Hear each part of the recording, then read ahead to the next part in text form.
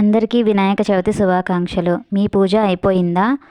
మేము పూజకు కావాల్సిన ఆకులు, అలాగే పూలు, పండ్లు అన్నీ అయితే రెడీగా ఉంచుకున్నాము.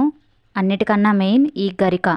ఇది వినాయకుడికి ఎంతో ప్రీతికరం కాబట్టి ఇది కూడా తెచ్చుకున్నాం. ఇంకా పూజకు కావలసిన పువ్వులు కూడా తీసుకొని రెడీగా ఉంచుకున్నాము. అన్నీ రెడీ అయిపోయాయి. ఇంకేంటి ఆలస్యం? పూజ చేసుకోవడమే. పూజ కూడా అయిపోయింది. చూడండి, మా వినాయకుడిని అయితే ఇలా అలంకరించుకున్నాము. పాల తాలికలు, ఆ వినాయకుడికి ఇష్టమైన ఉండ్రాళ్ళు, కుడుములు కూడా చేసి ప్రసాదంగా పెట్టాము. ఈరోజు మీ ఇంట్లో స్పెషల్ ఏమిటో కామెంట్ సెక్షన్లో అయితే కామెంట్ చేయండి. ఫైనల్గా మా పూజ అయితే ఇలా పూర్తయింది. మీరు సరిగ్గా గమనిస్తే వినాయకుడి దగ్గర పెట్టిన కొబ్బరి ముక్కకు కొబ్బరి పీచు అయితే తీయలేదు మేము.